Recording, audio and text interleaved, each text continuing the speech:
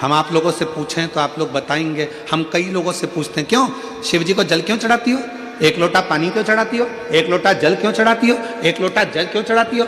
तुम्हारा पति मना करता है जल चढ़ाने के लिए, मत जा। कई बार पति कह देता है क्यों जा रही है भीड़ में, क्यों जाती हो, क्यों एक लोटा जल चढ़ाती हो। मेरी जितनी जीजियां बैठी हैं, इनके दिल की बात कहूं तो छोटी बात नहीं होगी। इन माताओं से जाकर कोई पूछे कि एक स्त्री, एक नारी, एक बेटी शंकर को जल क्यों चढ़ाती है, अपने लिए नहीं, जल चढ़ाऊंगी मेरा पति अच्छा रहे, उसका स्वास्थ्य अच्छा रहे, उसकी तरक्की हो जाए, उसकी नौकरी हो जाए। पत्नी जल चढ़ाती है अपने पति के लिए, एक माँ जल चढ़ाती है अपने बेटे के लिए। मेरे बेटे के यहाँ संतान नहीं है, बाबा उसको औलाद हो जाए, बाबा मेरे एक बेटे की जॉब नहीं है, उसकी जॉब लग जाए, बाबा मेरी बेटी की यहाँ तकलीफ है, बाबा उस बेटी का दुख मिट जाए। एक माँ जल चढ़ाती है अपने बच्चे के लिए, अपने बेटे के लिए, अपनी बेटी के लिए। एक पत्नी जल चढ़ाती है अपने पति के लिए।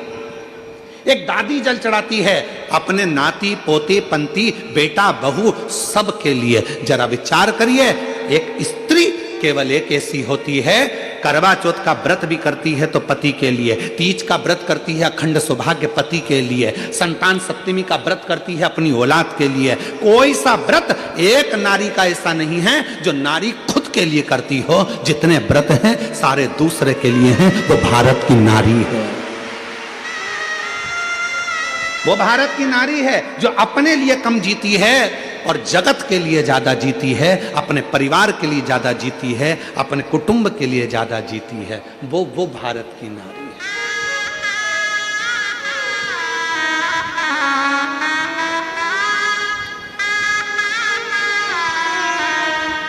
वो भारत की। और उसके बाद भी लोग कह दें कि मंदिर क्यों जा रही हो, क्या करोगी जाकर, पहले हमारा पांव का जूता ला कर दे दो, पहले बैग ला कर दे दो, पहले ये सामान। वो कह रही है मैं सब ला कर दूंगी, पर पहले शंकर को एक लोटा जल इसलिए चढ़ा रही हूं, तुम ऑफिस के लिए यहां से निकल कर जाओ तो खुश होकर जाओ और वापिस आओ तो खूब आनंद के साथ आओ, इसलिए एक लोटा जल चढ़ा रही। पर कौन समझाए।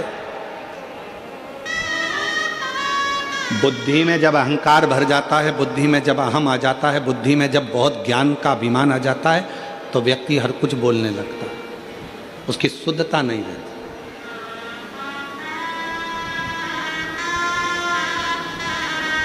पाल पोस कर बड़ा करता है। दोनों में समता, दोनों।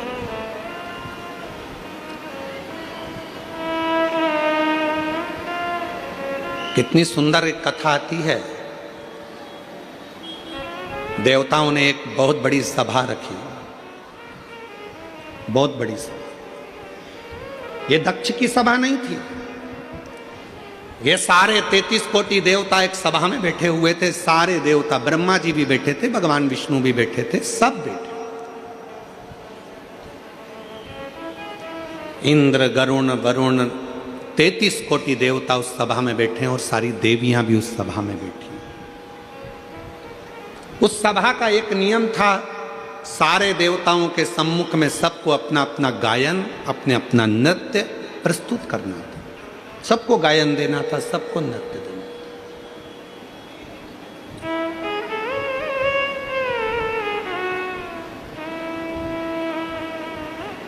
सरस्वती मैया ने अपना गायन वाद्यंत्र वीणा बजाया, देव ऋषि नारद ने अपना वीणा बजाया, सारे देवताओं ने अप्सराओं ने अपना नृत्य दिखाया, भगवान नारायण ने भी कमल पुष्प की महत्ता का वर्णन किया, ब्रह्मा जी ने अपने आनंद के साथ में वेदों का पाठ किया, इंद्र ने अपने नाद किया, इंद्राणी ने अपना नाद किया, लक्ष्मी ने अपना नाद किया, सरस्वती ने अपना नाद किया।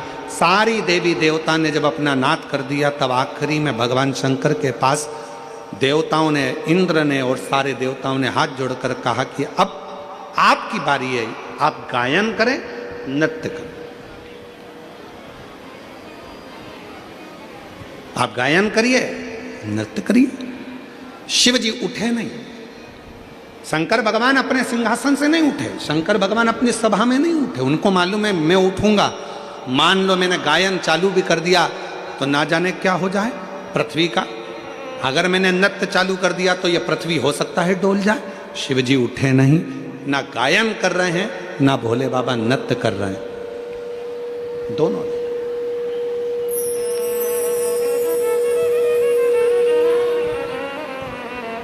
ना शंकर भगवान गायन कर रहे हैं ना नृत्य कर रहे हैं। तब देवताओं ने फिर बार बार कहा, देवता बार बार पुकार कर नहीं नहीं आपको गायन तो करना पड़ेगा, आपको नृत्य तो करना पड़ेगा। शंकर भगवान समझाते समझाते समझाते रह गए। तब शिव जी ने उस समय पर मौन धारण कर तुमरुका जी को निमंत्रण दिया कि तुमरुका जी आओ, यहां गायन की बात है, तुम गाओ। तुमरुका जी ने अपना गायन प्रारंभ करा और जो तुमरुका जी ने गायन प्रारंभ करा, शंकर भगवान उठ गए और शिव जी ने उठकर अपना नृत्य प्रारंभ किया। जो घड़दानी ने अपना नृत्य प्रारंभ करा, तभी शरीर में इतना ताप बढ़ गया, इतना तेज बढ़ गया, इतना प्रकाश बढ़ गया, इतनी अग्नि का पुंज बढ़ गया, इतना पुंज बढ़ गया कि भगवान शंकर के उसी तेज से, उस तपन से, उसी तपन से, उसी तेज से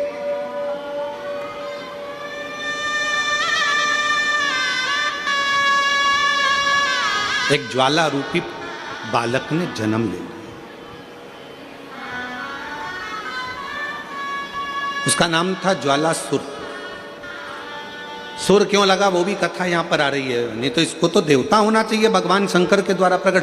पर प्रकट होने का कारण केवल इतना था, शिवजी इस सभा में, भगवान देवादिदेव महादेव इस सभा में खड़े नहीं होना चाहते थे, भगवान शंकर इस सभा में नृत्य नहीं करना चाहते थे। पर देवताओं ने बारंबार तुमरुका जी की हंसी उड़ाई। जब तुमरुका जी की हंसी उड़ाई तो शंकर को भीतर से क्रोध आ गया। तुमरुका जी ने अपने गायन से शंकर भगवान के क्रोध को रोका। वो क्रोध तो रुक गया पर वो एक ज्वाला के रूप में प्रकट हो गया। क्रोध सामने प्रकटा, इसलिए उसका नाम ज्वालासुर हो गया। उसका नाम ज्वालासुर हुआ। क्या नाम पड़ गया? जम के बोलिए, ज्वालासुर। अब ज्वालासुर सभा से बाहर हो गए। जो ज्वालासुर बड़े हुए तो उन्होंने उपद्रव मचाना प्रारंभ कर दिया। जहां खड़े होते थे वहीं अग्नि को प्रकट कर देते थे और आग लगाना प्रारंभ कर देते थे।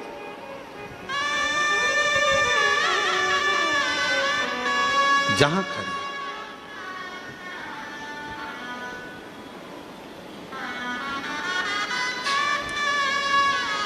कितनी सुंदर एक कथा आती है, ध्यान दीजिएगा जरा कथा पर। एक बार अग्नि देवता से पूछा इंद्रदेव ने, शिव जी की धर्म पत्नी माता सती को तुमने जला दिया, अग्नि के कुंड में वो जलकर भस्म हो गई,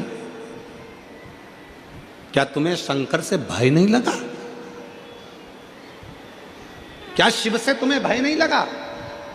अग्नि देवता हाथ जोड़कर कहते हैं, इंद्रदेव जरा शांत रहो, मेरे ऊपर झूठा इल्जाम मत लगाओ कि मेरे अग्नि से सती मैया जलकर भस्म हुई है। मेरी अग्नि से सती मां जलकर भस्म नहीं हो सकती।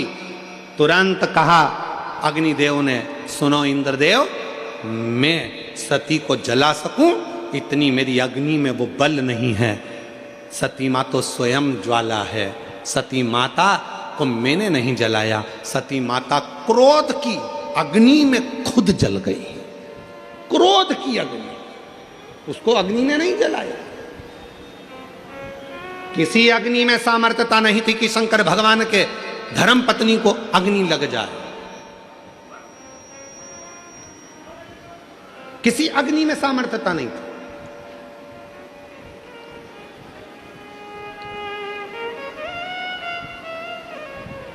कितनी सुंदर बात है, बहुत ध्यान से सुनिएगा जरा इस बात को।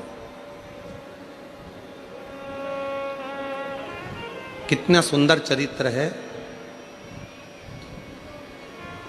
जब एक सौभाग्यवती स्त्री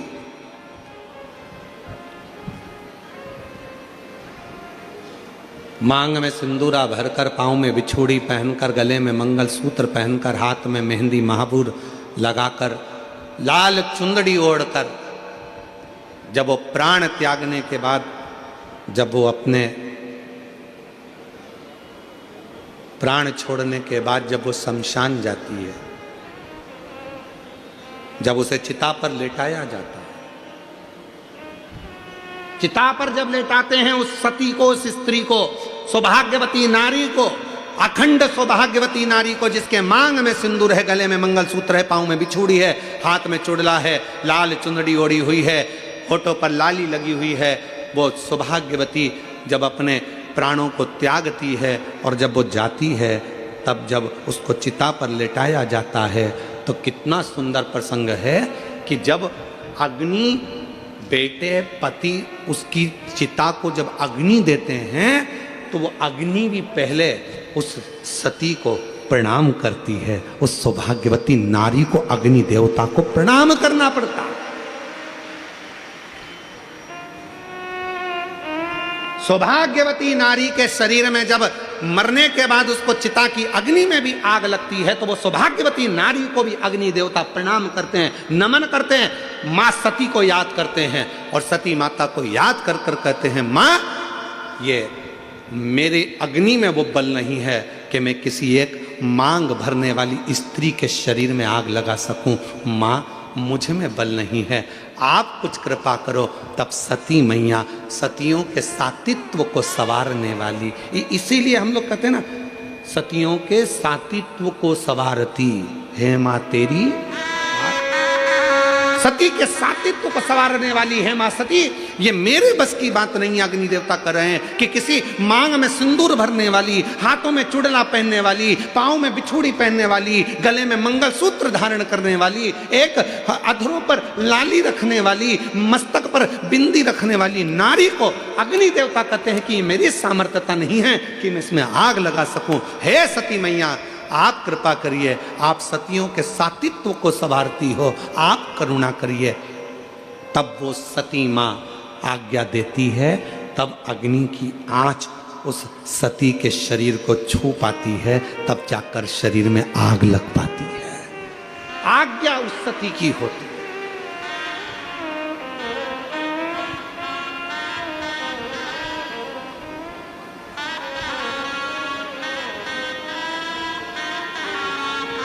एक स्त्री और एक पुरुष दोनों में समता। अगर नारी पति का सम्मान कर रही है, नारी अगर पति को आदर कर रही है, नारी अगर पति के लिए चाय बना रही है, नारी अगर पति के लिए भोजन बना रही है, नारी अगर पति के लिए कपड़े धो रही है, नारी अगर पति के आनंदमय बच्चों को संभाल रही है, और अगर वो स्त्री, वो नारी अगर तकलीफ में है, बीमार है, तो पति का भी फर्ज बनता है कि उसके लिए कुछ करे, उसके प्रति प्रेम का भाव जागृत रखे।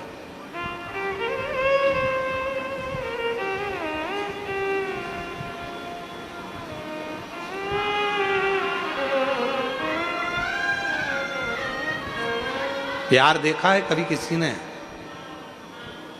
जो फिल्म में प्यार दिखाते हैं, उस फिल्म के प्यार से हमें मतलब नहीं है। प्यार किसको कहते हैं? कई लोग कहते हैं कि प्रेम था ये वाले देवता का वो वाले देवता से, ये वाले देवता का। बहुत सारे प्यार के किस्से बताए जाते हैं कि भगवान का इन भगवान का, इन देवी का, इन देवता का, इन देवता का। हम किसी का वर्णन नहीं करेंगे। अगर प्यार देखना है तो एक बार मेरे महादेव और माता सती का प्यार देखिए कि सती के प्राण छूट गए, उनके शव को कंधे पर धारण कर कर तांडव मचा दिया। ये मेरी पत्नी है, ये कैसे मर गई? दक्ष प्रजापति, इसको मैं प्यार करता था, प्रेम करता था, ये सती कैसे चली गई? दक्ष प्रजापति, मेरी अर्धांगिनी है सती।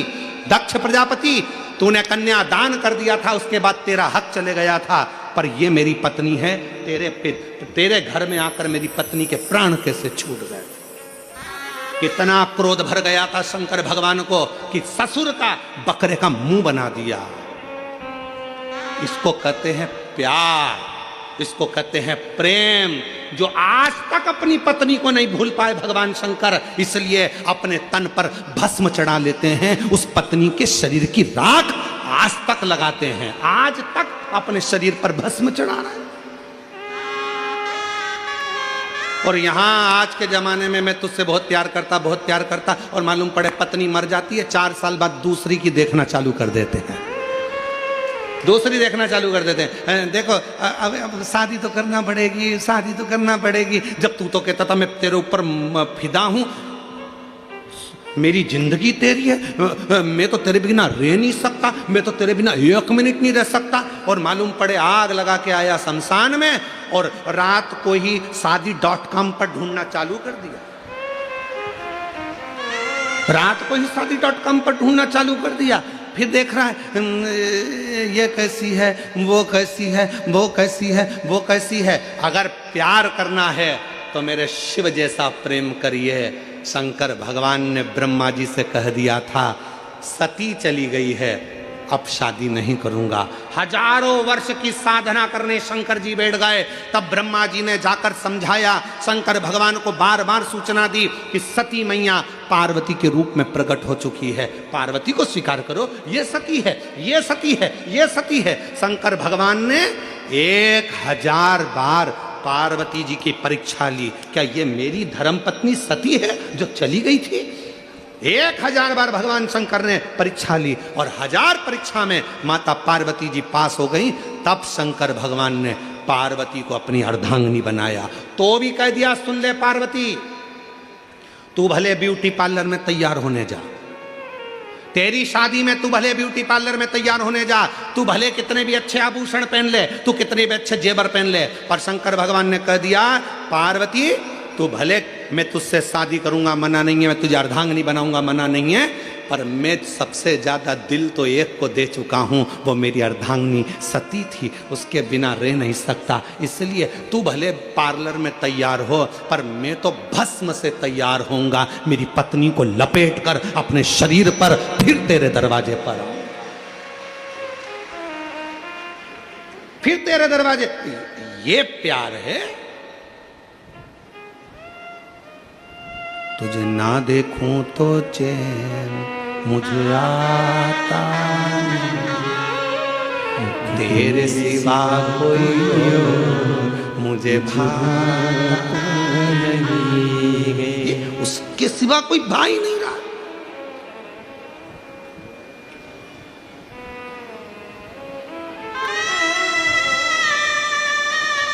और सताओ ना हमें लोगों, हमें दिल की बीमारी है, सताओ ना हमें लोगों, हमें दिल की बीमारी है। हमारा वेद दुनिया में वो डमरू धारी है, हमारा वेद दुनिया में वो डमरू धारी है। हमें प्रेम है, सती को हम भूले नहीं है, तन पर भस्म धारण करते हैं, तन पर भस्म।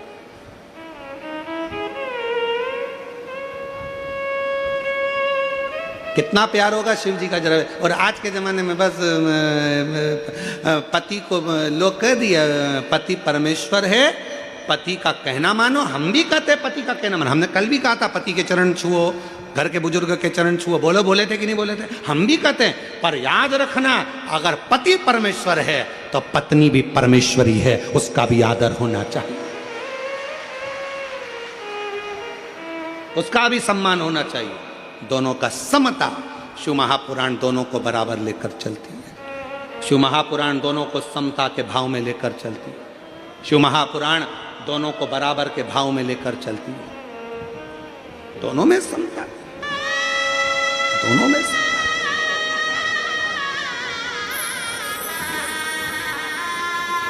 और सताओ ना हमें लोगों, हमें दिल की बीमारी है, सताओ वेद दुनिया में वो डमरू धारी है, हमारा वेद दुनिया में वो डमरू धारी है।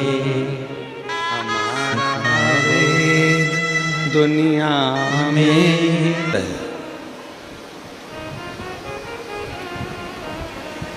दुनिया की सारी मित्रता एक तरफ है और पति पत्नी की आपस में एक मित्रता का भाव भी होना जरूरी है।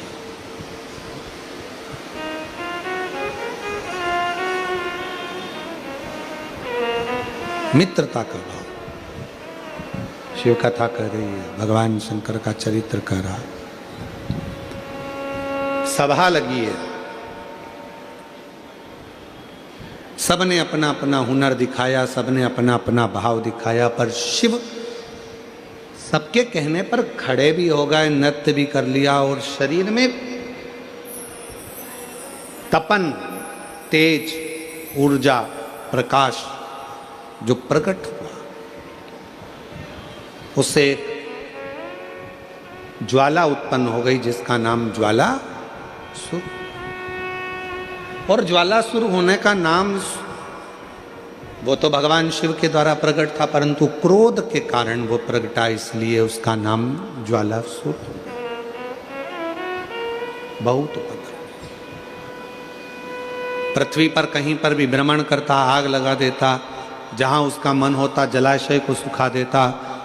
उस ज्वालासुर के कारण देवता भी इतने परेशान हो गए कि सारे देवता आपस में चर्चा करने लगे कि यह मरेगा कैसे, इसके प्राण कैसे छूटे।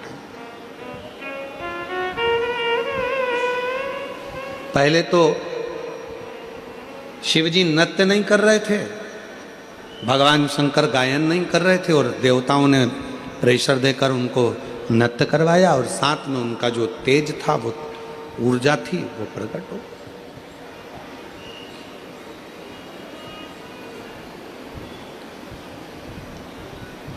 अब ये शांत कैसे, समाप्त कैसे, इसको शांत कैसे किया जाए? तो कहा इसको शांत करने के लिए किसी की सामर्थ्यता नहीं है कि ज्वालासुर को समाप्त कर दे। केवल अगर ज्वालासुर को समाप्त कर सकते हैं तो भगवान देव अधिदेव महादेव ही कर सकते। और मेरी जीजियों, मेरे जीजाओं, मेरी बेटियों, बेटाओं, मेरे बुजुर्ग माँ बाप, याद रखना, बेटा अगर गलत संगत में जा रहा है, पति गलत संगत में जा रहा है, बेटियां अगर कहीं गलत संगत में जा रही हैं, परिवार गलत लाइन पर जा रहा है, अगर इन सबको तुम्हें सतमार्ग की ओर लेकर जाना है, सही मार्ग की ओर लेकर जाना है, तो अपने घर से एक लोटा जल ले जाकर शिव को चढ़ाना। कितना रुपया बच पाता होगा मालूम पड़े, एक महीने में धीरे धीरे धीरे धीरे पूरा खर्च कर देता होगा, कुछ हाथ में नहीं रह पाता होगा, तब विचार करता होगा कि थोड़ा बहुत मेरे बच्चे की पढ़ाई में कहां से लगाऊंगा। कहना सरल है, बोलना सरल है। तो यहां तो पति और पत्नी को दोनों को साथ चलना पड़ता है, पति और पत्नी को दोनों को साझा कर कर चलना पड़ता है, यहां दोनों को मेहनत करना पड़ती है। भेद क्या? पति ऑफिस गया, पत्नी ऑफिस गई। पति क्या आस लगा कर बैठा है कि मैं घर जाऊंगा तो मेरी पत्नी मुझे चाय बना कर दे, मेरी पत्नी मुझे पानी ला कर दे। तो पत्नी भी तो बेचारी सोचती होगी कि आज मैं घर जा रही हूँ, बहुत थक चुकी हूँ। जितना पति थका होगा उतनी वो भी थकी होगी, उसके मन में भी भाव आता होगा कि कोई तो हो जो मुझे एक गिलास पानी का पूछ ले।